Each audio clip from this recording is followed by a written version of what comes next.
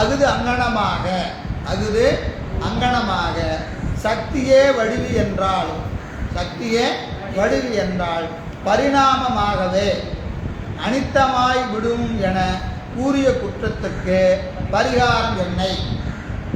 அடுத்தது அவன் கேட்குறான். நாங்கள் ஒரு கேள்வி கேட்டோம். என்னது? வடிவம்னு சொன்னால் அது பரிணாமமாகும். வடிவம்னு சொன்னால் பரிணாமமாகும். சக்தியே வடிவமே வந்தாலும் அது பரிணாமம் தானே. வடிவம்னா என்னது? வடிவுடைய பொருள்களெல்லாம் பரிணாமமாகும். அதனால் சக்தியே வடிவம் கொண்டு வந்தாலும் அது பரிணாமம் ஆகும். அதனால் நின்மலன், அவன் யார்? நின்மலனை போய் அவன் என்ன பரிணாமம் ஆகிற பொருளோடு வைத்து கூறக்கூடாதுன்னு நான் ஒரு தடை சொன்னேன். அந்த தடைக்கு என்னையா விடை? இப்போ அந்த பாட்டில் நம்ம அவனுக்கு நம்ம 2 விடை சொன்னோம். 2 விடையில் 2 கேள்வி கேட்குறான். 2 கேள்வி கேட்குறான். முதல் கேள்வி என்னது? அத்துவா மார்க்கத்து இருக்கிறான்னு சொன்னால் அவன் அருவம் என்றால் அதில் அடங்கி போகும். எனவே அவன் என்ன சொல்லக்கூடாது? அப்படி சொல்லக்கூடாது என்று 63 சொல்லிட்டாரு. 62 மீது 2 கேள்வி. ஒரு கேள்விக்கு பதில் என்னது? 63. கேள்வி முதல் என்னது?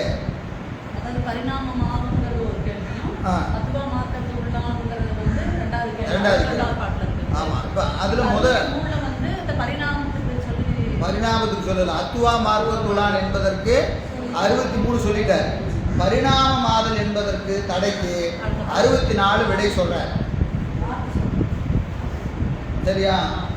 ஏன்னு கேட்டீங்கன்னா இதில் எந்த பாட்டும் தனியாக இல்லை. நல்லா ஞாபகம் வச்சுக்கேன். சித்தியாரில் ஒவ்வொரு பாட்டும் என்னது? தொடர்புடையது. அப்போ இந்த பாட்டு இங்கே வருதுன்னா இதுக்கு ஒரு கேள்வி இருக்கணும், அதுக்கு விடை இருக்கணும். இதா இல்லையா? அருவம்னு முதல்ல சொன்னது உருவம்னு சொல்லி 3 பாட்டு சொல்லிட்டார். உருவம்னு சொன்னால் குற்றமில்லை என்பதற்கு 3 பாட்டு சொல்லிட்டார். அப்புறம் அருவம்னு சொன்னால் குற்றம் இல்லை. அருவமேன்னு சொன்னால் குற்றம். அவன் அருவமாயும் வருவான். புரியுதா இல்லையா? அதுக்கு இப்போ 3 பாட்டு சொல்கிறார். 3வது பாட்டு பாருங்க. 64. அங்கனமாக சக்தியே வடிவு என்றால் பரிணாமமாகவே அனாதிமுத்தனாய்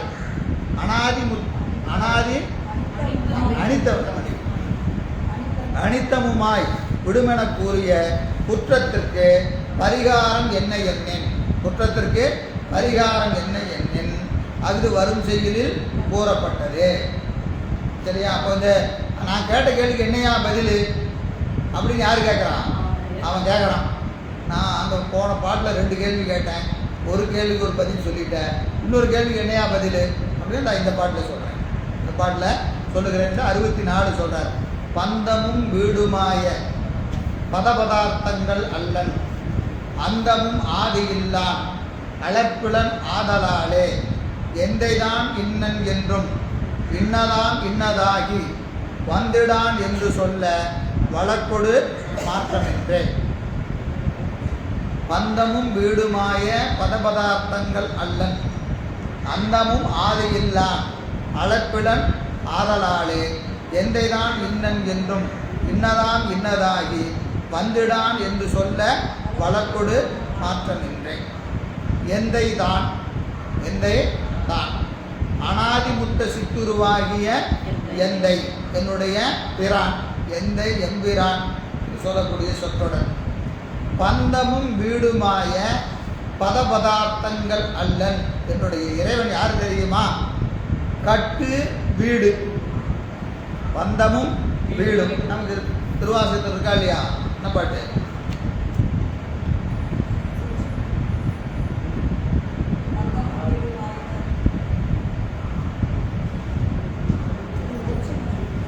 வேதமும் வெள்ளியும் ஆயினார்க்கு. அதை சொல்றாரு. பந்தமும் வீடும் ஆயினார்க்கு. பந்தமும் வீடும் ஆயினார்க்கு. அப்போ பந்தமாகவும் இருப்பான், வீடாகவும் இருப்பான். அதனால் அந்த பெருமான் யாருன்னா கட்டு வீடு என்னும் பந்தங்களையுடைய பசுபாச பதார்த்தங்களது இயல்புடையன் அல்லன் ஆகலானும். பசுவுக்கும் பாசத்துக்கும் என்ன இருக்கு? கட்டு இருக்கு. என்ன கட்டு? பந்தமாகவும் இருக்கும், வீடாகவும் இருக்கும். அப்போ அந்த பாட்டில் என்ன பொருள்?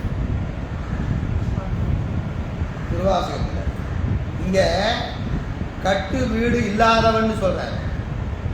பந்தமும் வீடுமாய பத பதார்த்தங்கள் அல்லன். அவனுக்கு பந்தமும் கிடையாது, வீடும் கிடையாது. சரியா? பாட்டை படிங்க, பொருளை படிங்க, படிங்க. என்ன போட்டிருக்கு? பந்தமும் வீடுமாய பதபார்த்தங்கள் அல்லன் இருக்கா இல்லையா? அதுக்கு என்ன உரை இருக்கு?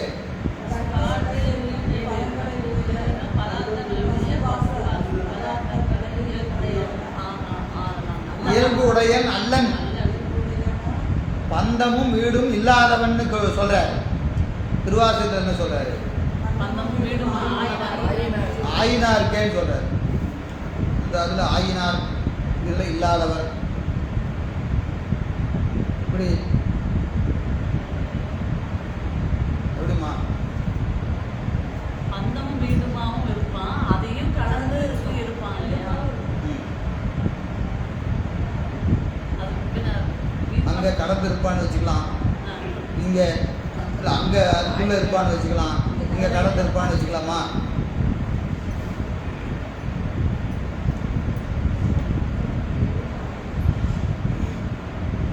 கத்ததையே காணும். பொருள் பார்க்கணுமா இல்லையா? ரெண்டும். அங்கே பந்தமும் வீடும் ஆயினா இருக்கு, இங்கே பந்தமும் வீடும் இல்லா இருக்கு. ரெண்டு எதிர்மறையாக இருக்கா இல்லையா? கருத்து எதிர்மறையாக தெரியுதா இல்லையா? அவர் வேற மாதிரி பார்த்துருக்கிறாரு, இவர் வேற மாதிரி பார்த்துருக்கிறாரா?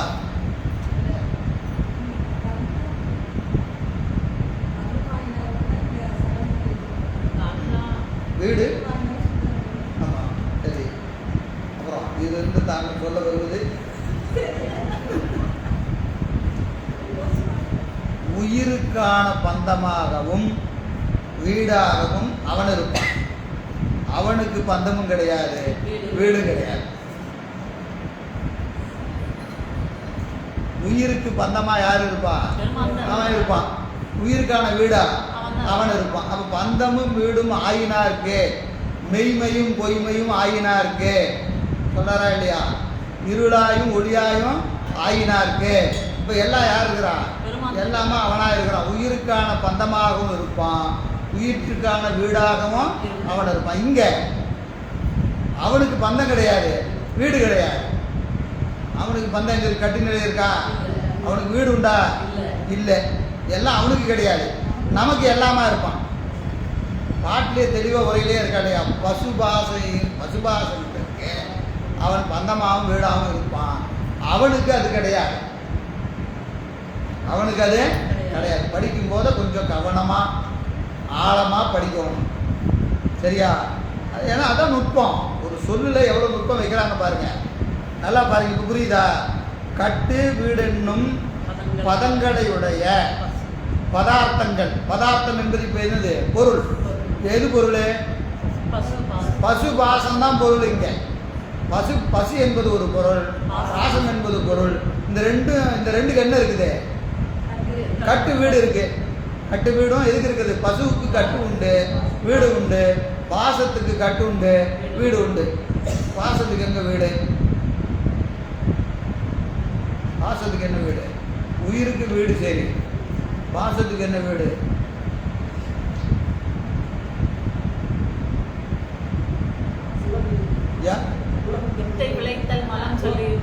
உலக உலகத்தை பற்றது உயிர் தானே பற்றுது. உயிர் தான் பற்றுது, விடுது. உயிருக்கு பந்தம் இருக்குது, வீடு இருக்குது. பாசத்துக்கு பந்தம், வீடு எங்க இருக்கு? பாசத்தின் வழியா தானே நம்ம. அப்புறம் உண்மைகளுக்கு சொல்றாங்க, வித்தை விளைத்தல் மலம். நம்மளுக்கு இந்த இன்பம் வராதுக்கு காரணமாக இருக்கு. வீடுன்னா என்னது? வீடுக்கு பேரின்பம். சரி, பாசத்துக்கு பேரின்பத்தை கொடுப்பாரோ? உயிருக்கு பேரின்பம் கொடுப்பாரு, ஒடி சந்தேகம் இல்லை. இது கட்டில் இருக்கு, நாளைக்கு வீட்டுக்கு போவோமா இல்லையா? போவோம். பாசத்துக்கு வீடு எங்க இருக்குன்னு கேட்கறேன். கேள்வி புரியுதா? போல பாசத்துக்கு வீடு உண்டா? வீடு உண்டா?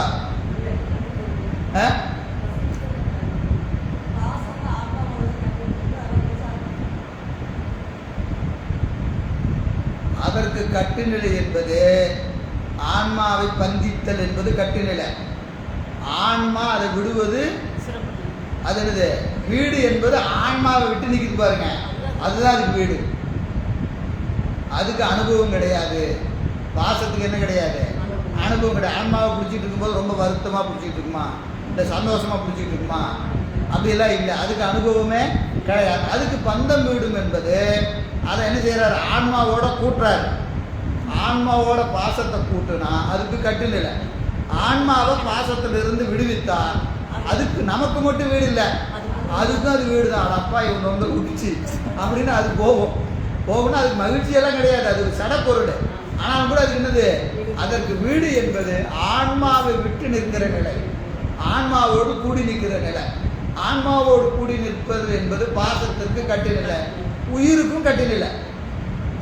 வீடு என்பது ஆன்மா பாசத்திலிருந்து நீங்குவது ஆன்மாவுக்கு வீடு, ஆன்மாவிலிருந்து பாசத்தை நீக்குவது பாசத்துக்கு வீடு. பாசத்துக்கு வீடு. இதெல்லாம் யார் செய்வா?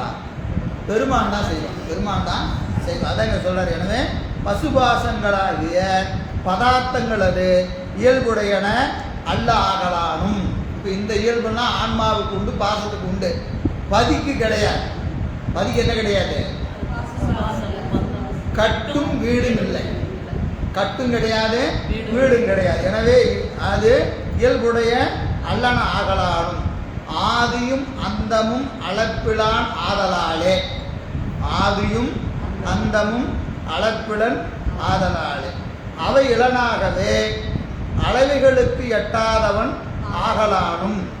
அவனுக்கு என்ன கிடையாதுங்க? அளவைக்கு எட்ட மாட்டான், வரையறைக்கு உட்பட மாட்டான். அவனுக்கு என்ன கிடையாது? ஆதியும் அந்தமும் இல்லா அருட்பெரும் சோதி. ஆதியும் அந்தமும் இல்லா அருட்பெரும் சோதி. அதனால் அவன் எதில் அகப்பட மாட்டான்? அளவைகளுக்குள்ள அடங்க மாட்டான், அளவைகளுக்குள்ள அடங்க மாட்டான். எனவே அளப்பிலன் ஆதலாலே அளவைகளுக்கு எட்டாதவன் ஆகலாலும் இன்னனன் என்றும். இன்னனன் என்றும் அதாவது அவன் என்ன செய்ய முடியாது? அருவம் உருவம் அருவுருவம் என முக்கூற்றுள் இன்னான் என்று. இன்னான் என்று என்ன செய்ய முடியாதுங்க? என்று இன்னான் இன்னன் என்று தான் இன்னதாம் இன்னதாம் இன்னது ஆகி வந்திடான் என்று சொல்ல முக்கூற்றினுள் படும் விருத்தி பரிணாமம் விவர்த்தனம். பாருங்க, சுப்பிரமணிய தேசிகர் உரையை நீங்கள் நல்லா நுட்பமாக படிக்கணும். படிக்கும்போதே பாட்டிலிருந்து அதை எப்படி எடுக்கிறாருன்னு பார்க்கணும். பாருங்க எப்படி? இன்னது ஆம், இன்னது ஆம், இன்னது ஆகி வந்திடான் என்று சொல்ல. 3 தடவை இந்த சொல்ல பயன்படுத்துறார். இன்னது ஆம், இன்னது ஆம், இன்னது ஆகி. பாட்டில் அது இருக்கா பாருங்க. இன்னதாம் இன்னதாகின்னு தான் இருக்கு. இவர் என்ன செய்யறாரு? இன்னதாம் இன்னதாம் இன்னதாகின்னு எழுதுறார். ஏன் எழுதுறாருன்னா 3 வகையான மாறுபாடு உண்டு. உலகத்தில் இருக்கிற பொருளுக்கு மாறுபாடு என்பது 3 வகையான மாறுபாடு. என்னது? ஒன்று விருத்தி, இன்னொன்று பரிணாமம், இன்னொன்று விவர்த்தனம். விருத்தி, பரிணாமம், விவர்த்தனம். இந்த 3 வகையான மாறுபாடுகளை உடையது உலகப் பொருள்கள். உலகப் பொருள்கள் 3 வகையில தன் நிலையிலிருந்து மாறும். தன் நிலையிலிருந்து மாறும். ஒன்று விருத்தி, இன்னொன்று பரிணாமம், இன்னொன்று விவர்த்தனம். 3க்கு என்ன வேறுபாடு?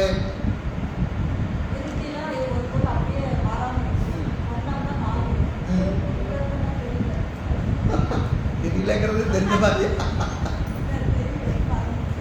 சரி, விருத்திக்கு உதாரணம் எது? படம் குடில் ஆனார் போல.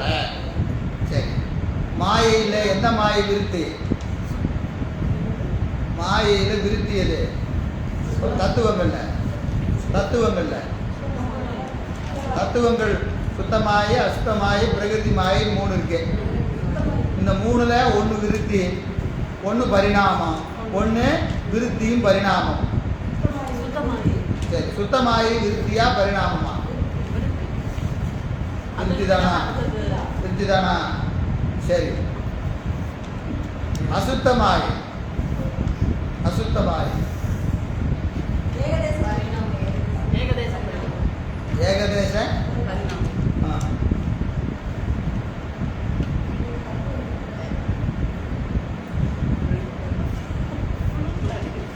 பிரகிருதி மாயை பிரகிருதி மாயை விருத்தியா பரிணாமமா?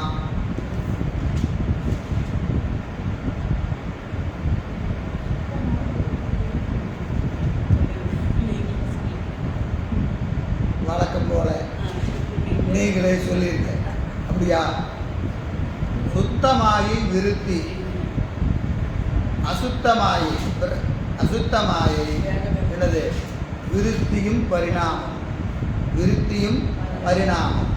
பிரகிருதி மாயை பரிணாமம். பிரகிருதி மாயை பரிணாமம். சரியா?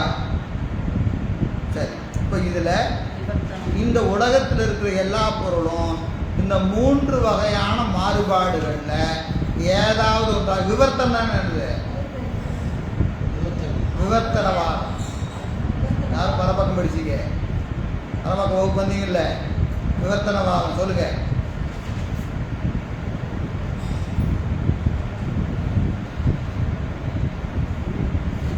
இப்பி வெள்ளியாக தெரிவது, சங்கு வெள்ளி போல தெரிஞ்சா அதற்கு விவர்த்தனம்னு பேர். சங்கு வெள்ளி போல மயக்க உணர்வு, அது அப்படியே தான் இருக்கும். பார்த்தா உங்களுக்கு தெரியாது, அந்த பொருள் மாறாது. நமக்கு பார்த்தா அப்படி தெரியும். அப்படி தெரிஞ்சால் அதுக்கு என்ன பேர்? விவர்த்தனம். இப்பின்னா எனக்கு சங்கு சங்கு அங்கே கிடக்குது, இங்கேருந்து நாம் பார்க்குறோம். பார்க்குற போது என்ன மாதிரி தெரியுது? வெள்ளி மாதிரி தெரியுது. அப்படி தெரிஞ்சால் அதுக்கு என்னது? விவர்த்தனம்னு பேர். மயக்க உணர்வு. மயக்க உணர்வு. இப்போது உலகத்தில் இருக்கிற பொருளெல்லாம் இந்த 3ல் ஏதாவது ஒன்றா சொல்லுவாங்க. என்னது? பரிணாமம், விவர்த்தனம், விருத்தி. பரிணாமம், விவர்த்தனம், விருத்தி என்று சொல்லுவாங்க. என்று சொல்கிற வழக்கம் எங்கே உண்டு? தத்துவ ஞானத்தில் இருக்க மாயாவாதிகள்லாம் பிரம்மத்தினுடைய விருத்தி உலகம்னு சொல்லுவாங்க. பிரம்மத்தினுடைய விருத்தி உலகம்னு சொல்லுவாங்க. சில தத்துவ ஞானத்தில் பிரம்மத்தினுடைய பரிணாமம், பிரம்மத்தினுடைய பரிணாமம் உலகம்னு சொல்கிறவங்க இருக்கிறாங்க. இதுதான் இல்லைங்களா? இப்போ விருத்தின்னு சொல்கிறவங்க, விவர்த்தனம்னு சொல்கிறவங்க ஒவ்வொரு தத்துவ ஞானம் இருக்குது. அதனால் இங்கே வேண்டாம். சரியா? இப்போ இந்த 3 வகையான பரிணாமங்கள், மாறுபாடுகள் எதில் உண்டு? உலகப் பொருள்களிலே உண்டு. உலகப் பொருள்களிலே உண்டு. அதான் இங்கே சொல்கிறார். இன்னதான் இன்னதான் இன்னதாகி வந்திடான் என்று சொல்ல இம்மூற்றுள் படும். இம்முக்கூற்றில் படும் என்னது? விருத்தி, பரிணாமம், விவர்த்தனம் என்பவற்றுள் ஒன்றல் படுவன படான் என்று கூறுதற்கு இறைவன் இந்த அருவம், உருவம், அருவுருவம் என்ற 3ல் ஒன்றில் வருவான், இன்னொன்னா வரமாட்டான். உருவமாக வருவான், அருவமாக வரமாட்டான். இல்லை அருவமாக வருவான், உருவமாக வரமாட்டான். இல்லை 2ஆம் வரமாட்டான், அருவுருவமாக தான் வருவான். இப்படி ஒன்றில் வருவான், இன்னொன்னா வரமாட்டான்னு சொன்னா என்ன ஆயிரும்? மேலே சொன்ன இந்த பொருள்களிலே அவன் ஒன்றாகி விடுவான். ஏன்னா விவர்த்தனமாக வர்றது பரிணாமமாக வராது, பரிணாமமாக வர்றது விருத்தியாக வராது. அதுபோல் அவன் என்ன ஆயிடுவான்? இங்கே 3 கூறுபடும் விருத்தி, பரிணாம, விவர்த்தனம் என்பவற்றில் ஒன்றில் படுவன் மற்றொன்றில் படான் என்று கூறுவதற்கு வழக்கொடு மாற்றமின்றே ஓர் ஆசங்கையும் இல்லை, ஒரு ஐயமும் இல்லை. அப்போ அவன் என்ன வருவான்னா 3ஆயும் வருவான், 3ஆயும் வருவான். காரணம், உலகத்தில் இருக்கிற பதார்த்தங்கள், உலகத்தில் இருக்கிற பசுபாசங்கள், உலகத்தில் இருக்கக்கூடிய பசுபாசங்கள் ஒன்றாய் வந்தால் இன்னொன்னா வராது, ஒன்றா வந்தால் இன்னொன்னா வராது. அதுபோல் இறைவனும் கட்டு நிலைக்கு உட்பட்டவன் ஆயிடுவான். ஏன்னா இந்த உலகத்தில் இருக்கிற உயிர்களும் பாசமும் கட்டும் வீடும் என்ற நிலையை கொண்டது. அவன் யாரு? அவனுக்கு கட்டும் இல்லை, வீடும் இல்லை. அதனால் இந்த பொருளோடு அவனை ஒப்புமை வைக்கக்கூடாது. எதோட? பாசத்தோடு அவனை ஒப்புமை வைக்கக்கூடாது, பசுவோடு அவனை ஒப்புமை வைக்கக்கூடாது. இந்த ரெண்டுக்கும் தான் பெத்த முத்தியெல்லாம் இருக்கிறது, கட்டுநிலை இருக்கிறது, வீடு நிலை இருக்கிறது. இறைவனுக்கு அது எதுவும் இல்லை. இதற்கு கட்டையும் வீட்டையும் தருபவன் அவன் தான். எனவே இதோடு என்ன செய்யக்கூடாது, அவனை ஒப்புமை வைத்து கூறக்கூடாது. எனவே அவன் இந்த மூணுல ஏதாவது ஒன்றா வருவான்னு சொன்னால் குற்றம், எல்லாம் வருவான்னு சொல்லிட்டான் குற்றம் இல்லை. ஏன் குற்றம் இல்லை? அவன் கருணையோடு கீழே இறங்கி வரான், கருணையோடு கீழே இறங்கி வருகிறான். எனவே அவனுக்கு நீங்கள் என்ன செய்யக்கூடாது, இதுதான் செய்வான், இது செய்ய மாட்டான் அப்படின்னு நீங்கள் அவனை என்ன செய்யக்கூடாது, ஒரு வரையறைக்குள்ளே வைக்க முடியாது. இன்ன தன்மையன் என்று அறிய ஒண்ணா என்மானை. இறைவன் இப்பதான் வருவான், இப்படி தான் வருவான், இவருக்கு தான் வருவான், இந்த மாதிரி தான் வருவான் என்று என்ன செய்ய முடியாது, வரையறை வைக்கவே முடியாது. 1000 நாள் பூஜை பண்ணால் சாமி வந்துடுவாருங்க, 1,00,000 முறை அஞ்செழுத்து சொன்னால் வந்துடுவாருங்க, 100 கோடி பிறப்பெடுத்தா வந்துடுவாருங்க, இத்தனை முறை அஞ்செழுத்து சொன்னால் வந்துடுவாருங்க. அப்படி எல்லாம் வரையறை இருக்கிறதா? 5 நாள் பூஜை பண்ண கண்ணப்ப நாயனாருக்கு 6வது நாள் வந்துட்டார். அவருக்கு ஏங்க 6 நாளில் வந்தார்? சினிமா படத்தில் எம்ஆர் ராதா சொல்கிற மாதிரி, நானும் 3 வேளை பூஜை பண்ணுறேன், 4 வேளை குடிக்கிறேன் அப்படின்னு ஒரு டைலாக் சொல்லுவான் இல்லையா? அது மாதிரி நானும் பெருமானை இப்படி பூசிக்கிறேன், அப்படி பூசிக்கிறேன்னா அப்போ பெருமான் வரணுமா இல்லையா? அப்படின்னா அவன் யாருக்கு எப்போ வருவான்னு செய்ய முடியாது, சொல்லவே முடியாது. ஆட்பால் அவருக்கு அருளும் மன்னமும் ஆதி மாண்பும் கேட்பான் புகழ் அளவில்லை விளக்க வேண்டாம். யாருக்கு எப்போ அருள் செய்வான் என்பது அவனுடைய சுதந்திரம், அவனுடைய சுதந்திரம். யாருக்கு எந்த கண்மத்தை ஓட்டணுங்கிறது அவனுடைய சுதந்திரம்.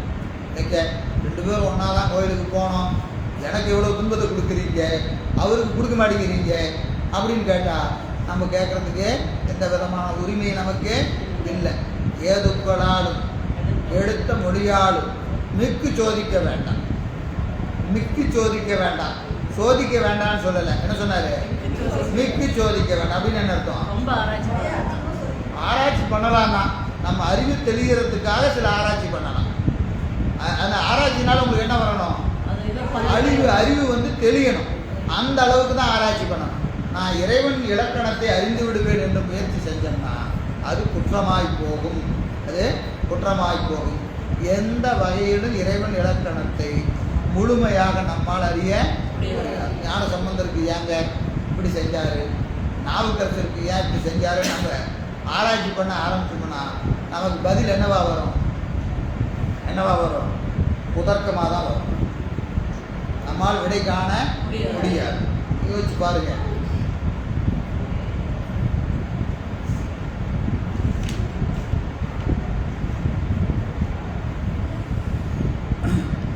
உதாரணத்துக்கு நம்ம அடிக்கடி சொல்றது தான், ஞானசம்பந்த பெருமான்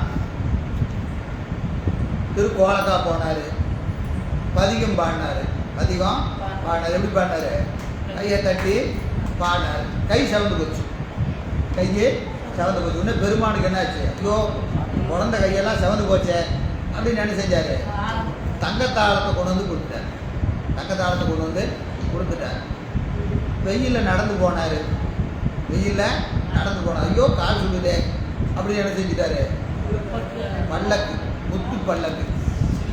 முத்து பல்லக்கில் ஏறி ஒவ்வொரு ஊருக்கும் போகிறார். போய் கோபுர வாசலில் இறங்கி உள்ளே போகிறாரு. அதுக்குள்ளே கால் சுடுதே அப்படின்னு பந்தல் கொடுத்துட்டார், கொடை கொடுத்துட்டார். பந்தல் கொடை. நீங்கள் கோபுர வாசலிருந்து உள்ளே போகிறதுக்கு கொடையா கொடுத்துட்டாரு.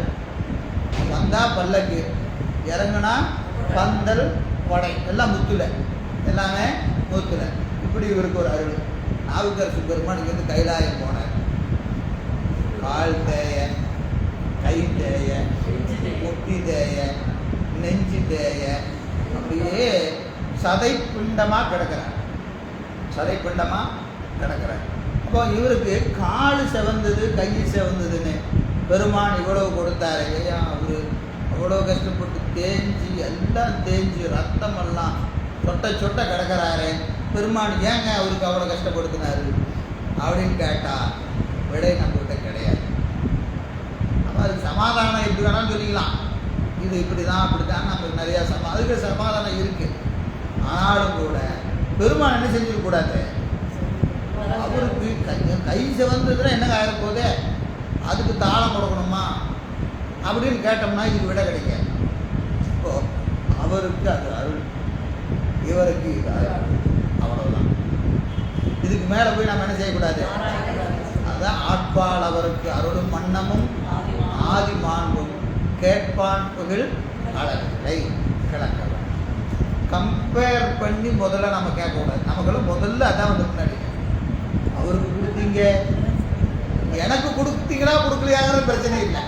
ஐயோ அவருக்கு கொடுத்தீங்களே எனக்கு ஏன் சாமி கொடுக்க மாட்டீங்க, இதான் நம்ம கேட்குறோம் இல்லைங்களா.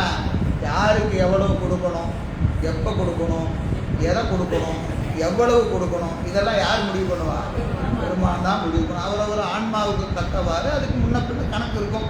இந்த கணக்கெல்லாம் அவனுக்கு தான் தெரியும், நமக்கு அது தெரியாது. நம்ம செய்ய வேண்டியது வழிபாடு மட்டும்தான்.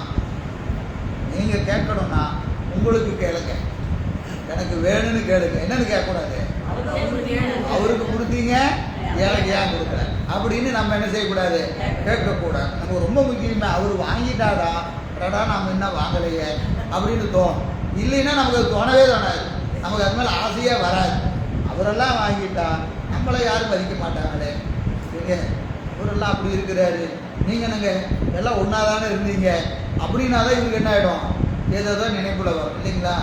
அதெல்லாம் வந்தாவே முடிஞ்சு போச்சு, அந்த தகுதி அங்கேயே கெட்டு போகிறது. எனவே இறைவனை என்ன செய்ய முடியாது, இன்ன தன்மை என்று நாம் வரையறுத்து சொல்ல முடியாது. எனவே அதனால் ஒரு இழுக்கும் இல்லை, எனவே ஓர் ஆசங்கையும் இல்லை.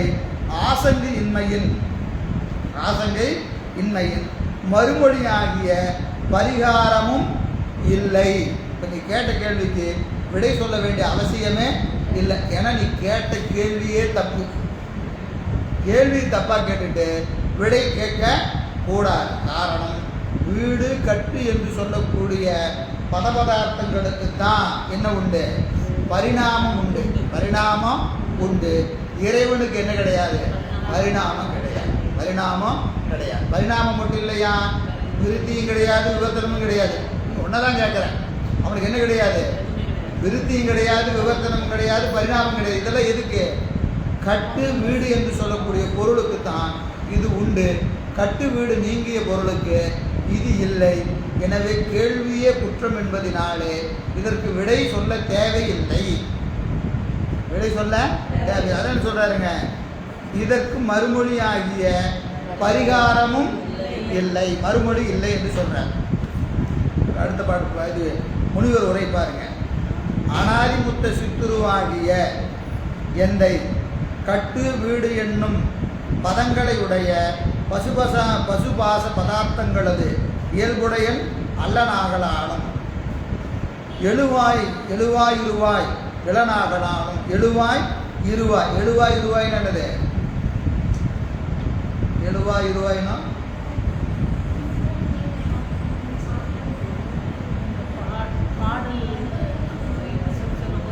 தோற்றமும் ஈரும் இல்லாதவன்.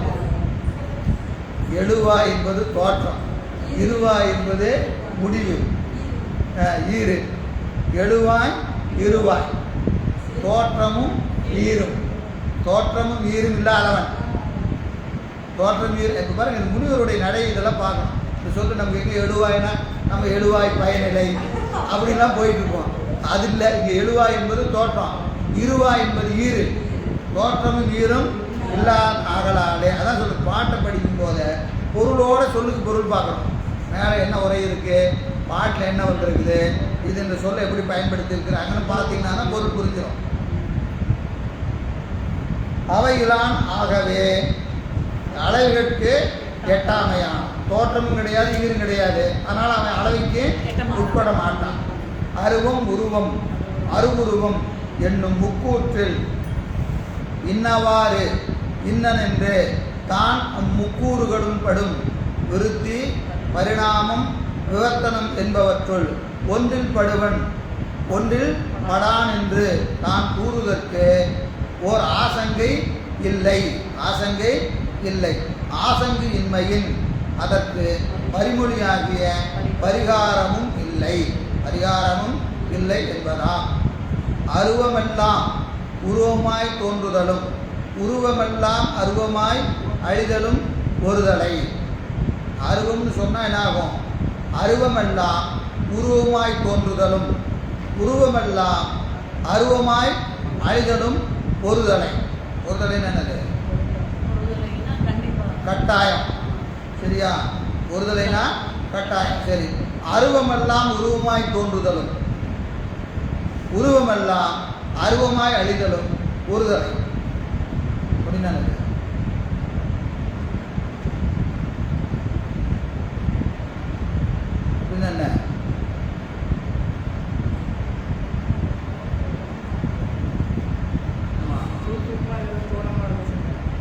சூக்கமாக இருக்கிறதுக்கு அருவம்னு பேர், கோலமாக இருக்கிறது உருவம்னு பேர். அருவமாக இருக்கிற சூக்குமமாக இருக்கிற பொருள் எல்லாம் தூளமாக உருவமாக வரும், அது தோன்றுதல்னு பேர். தூளமாக இருக்கிறதெல்லாம் சூக்குமத்துக்கு போகும், அதுக்கு ஒடுக்கம்னு பேர். தோற்றம் என்பது அருவத்திலிருந்து உருவமாக இருக்கும். அருவத்திலிருந்து உருவமானால் அதுக்கு தோற்றம்னு பேர். அருவம் என்பது என்னது? சூக்குமம், கண்ணுக்கு தெரியாதது. உருவம் என்பது கண்ணுக்கு தெரியுது. இப்போ நாற்றம் அருவமா உருவமா? அருவம். மண் உருவம். இப்போ மண் எதிர்ந்து வந்துச்சு? அருவமாகிய நாற்றத்திலிருந்து உருவமாகிய மண் தோன்றும், இது தோற்றம்னுக்கு. அப்புறம் ஒரு கால எல்லையில் இந்த மண்ணாகிய உருவம் என்ன ஆகும்? நாற்றமாகிய அருவமாக மாறிடும், அதுக்கு ஒடுக்கம்னு பேர். அதுக்கு என்ன பேர்? ஒடுக்கம்னு பேர். இப்போ இந்த வரியை படிங்க, புரியுதா பாருங்க.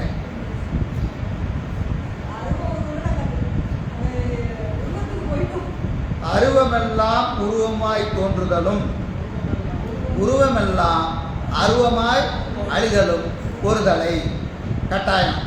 அப்போ அது பற்றி அவை அளவுகளுக்கு வரம்பு படுவனவாம். இவையெல்லாம் என்னது? அளவுக்குள்ள அடங்கும். இது தோற்றம் ஈறு உடைய பொருள்கள் அளவையில் அடங்கும், அளவைக்குள்ள அடங்கும். தோற்றம் ஈறு இல்லாத பொருள் அளவைக்குள்ள அடங்காது. பாசமும் உயிரும் அளவைக்குள்ள அடங்கும், அளவைக்குள்ள அடங்கும். பதிப்பொருள் அளவையில் அடங்காது, பதிப்பொருள் அளவையில் அடங்காது. சரி.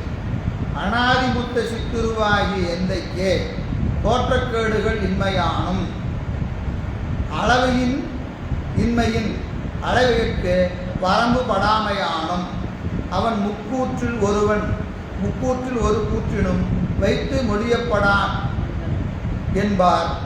அனாதி அந்தமும் இல்லா அளப்பிலன் ஆதலாலே எந்தைதான் இன்னன் என்று சொல்ல வழக்கொடு மாற்றமின்று என்றும். அந்த பாட்டில் வந்த சொல்ல திருப்பி எழுதுற.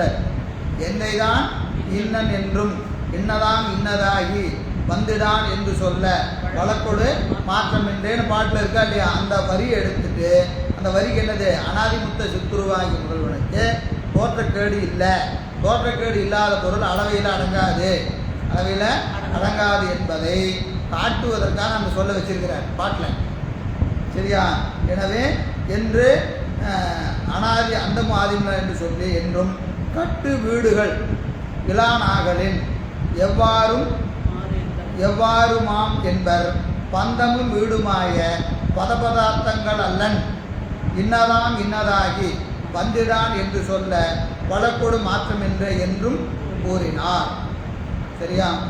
புரிஞ்சிச்சா புரியலையா? அளவுக்கு எட்டாதவன், தோற்றக்கேடு இல்லாதவன், அதனால் அவனை என்ன செய்ய முடியாது? அனாதிமுத்த சுற்றுருவாகிய முதல்வன். எனவே அவன் என்ன செய்யக்கூடாது? உலகப் பொருளை ஒன்றா வச்சுட்டு அவன் அருவமாக தான் வருவான், உருவமாக தான் வருவான்னு ஒன்றை சொல்லக்கூடாது. சொன்னால் அவன் என்ன ஆகிடுவான்? இந்த பொருளை ஏதாவது ஒன்றாக ஆயிடுவான். எனவே வழக்கொடு மாற்றமில்லை என்றும் கூறினார். எதிர் நிரல் நிறை. எதிர் நிரல் நிறை எங்க இருக்கு? முதல் எதிர் நிரல் நிறைனானது நிரல் நிறை ஒன்று, எதிர் நிரல் நிறை ஒன்று. அதெல்லாம் வேற. ஏற்கனவே இதை எழுதி போட்டு இன்பமும் துன்பமும் இல்லானே உள்ளானே அப்படின்னு ஒன்று எழுதணும். அது என்னது? எதிர் நிரல் நிறை. அப்படின்னா எப்படி பொருள் செய்யணும்? துன்பம் இல்லானே,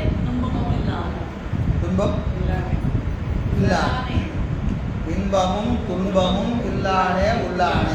இன்பங்கிறது 1 வச்சுக்கங்க, துன்பம் 2 வச்சுக்கங்க, இல்லானே என்பது 3, உள்ளானே என்பது 4. என்ன செய்யணும்? 1ஐயும் 4ஐயும் 2ஐயும் 3ஐயும் கூட்டினீங்கன்னா இது எதிர் நிறை நிறை. எதிர் நிரல் நிறை. இந்த பாட்டு எதிர் நிரல் நிறை.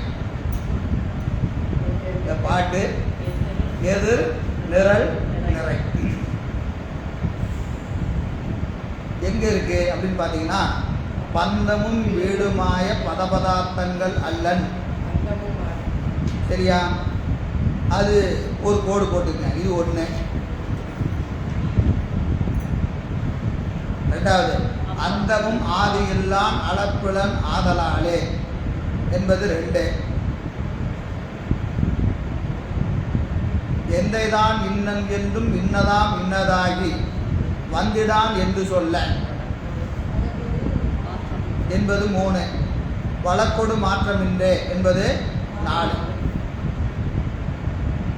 எந்தைதான் இன்னன் என்றும் எந்தைதான் இன்னன் என்றும் என்பது 3. இன்னதாம் இன்னதாகி வந்திடான் என்று சொல்ல என்பது 4. அந்த அதில் இடையில ஒரு கோடு போடுங்க. எந்தைதான் இன்னன் என்றும் அப்படின்னு இருக்கிறது ஒரு கோடு போடுங்க. எத்தனை கோடு போட்டிருக்கிறீங்க? 4 கோடு போட்டிருக்கீங்களா? 4 கோடு போட்டிருக்கீங்களா இல்லையா? முதல்ல பந்தமும் வீடுமாய பதபதார்த்தங்கள் அல்லன் 1. ரெண்டாவது, அந்தமும் ஆதியில்லா அளக்குடன் ஆதலாலே என்பது 2. எந்தைதான் இன்னன் என்றும் இன்னதாம் இன்னதாகி, என்னதான் இன்னன் என்றும் என்பது 3.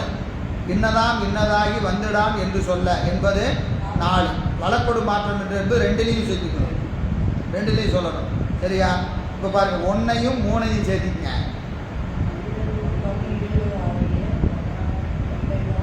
பந்தமும் வீடுமாய பதபதார்த்தங்கள் அல்லன் எந்தைதான் இன்னன் என்றும்.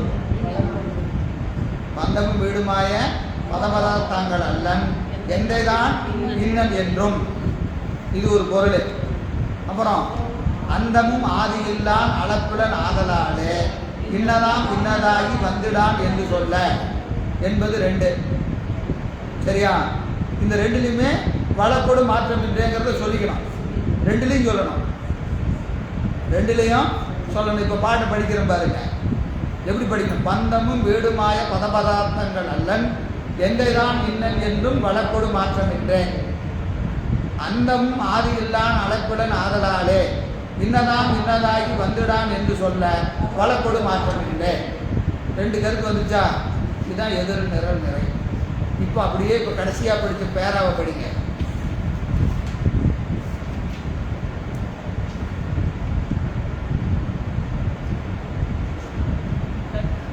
கட்டு வீடுகளினால் எவ்வாறு நண்பார்?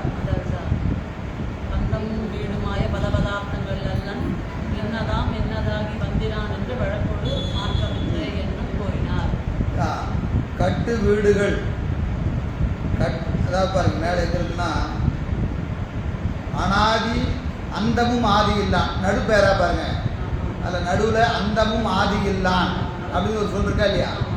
எத்தனாவது? 1 2 3 4வது வரியில அந்தமும் ஆதியில்லான் அளப்புடன் ஆதலாலே எந்தைதான் இன்னன் என்றும் சொல்லொடு வழக்கொடு மாற்றமின்றே.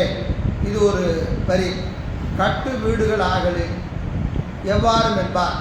சரியா? அடுத்தது, பந்தமும் வீடுமாய பதபதார்த்தங்கள் அல்லன் இன்னதாம் இன்னதாகி வந்துடான் என்று சொல்ல வழக்கொடு மாற்றமின்றே. நான் 1 2 3 போட்டிங்கன்னா இந்த வரி கரெக்டாக வரும். இது எதிர் நிரல் நிறை.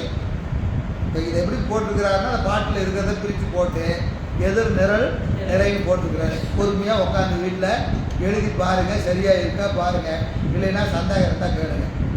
சரி. எந்தையார் அவர் எவ்வகையார் கொலோ என்று அருளி செய்த பாசுரமும் இது. திருஞான சம்பந்தர் தேவாரத்தில் திருமுக பாசுரத்தில் இந்த எதிர் நிரல் நிலை இருக்கு. அப்படின்னு மேற்கோள் காட்டுறாரு. அங்கே போய் பார்த்துங்க. அடுத்தது பதபதார்த்தங்கள் என்பது உழைக்காது போல இரண்டாம் வேற்றுமை தொகை. இரண்டாம் வேற்றுமை தொகை என்பது என்னதுங்க? பதபதார்த்தங்கள் போல என்பதற்கு இரண்டாம் வேற்றுமை உருபு. இரண்டாம் வேற்றுமை உருபு என்னது? ஐ. ஐ என்பது இரண்டாம் வேற்றுமை உருபு. பதார்த்தத்தை பந்தமும் வீடுமாய பதபதார்த்தத்தை என்ன செய்யணும்? பொருள் செஞ்சுக்கணும். இரண்டாம் வேற்றுமை வருவித்து உழைக்காது என்பது போல உழைக்காதை அப்படின்னு பொருள் செய்யணும். இந்த பாட்டில் உழைக்காது என்பதற்கு பொருள் செய்யும்போது எப்படி செய்வாங்க? உழைக்காதை அப்படின்னு பொருள் செய்வாங்க. அது மாதிரி பதபதார்த்தம் என்பது பதபதார்த்தத்தை அப்படின்னு பொருள் செய்யணும். வேற்றுமை உறுப்பு என்னது? ஐ. அவ்வளோதான். இரண்டாம் வேற்றுமை உறுப்பு ஐ. அதை வருவிச்சுக்கணும். பதம் அவ்வச்செவ்வி. பதம் என்பது என்னதுங்க? அவ்வச்செவ்வினா அந்தந்த பொருளுடைய இருப்பு, சிறந்த இருப்புன்னு பொருள். ஆதியும் ஒன்றும் உண்மை விகாரத்தால் தொக்கது. அந்தமும் ஆதி இல்லான். அந்தமும் ஆதியும் என்பதில் ஆதியும் என்கின்ற உண்மை, அந்தமும் ஆதியையும் என்கின்ற விகாரத்தால் தொகை வருவிச்சுக்கணும். சரி.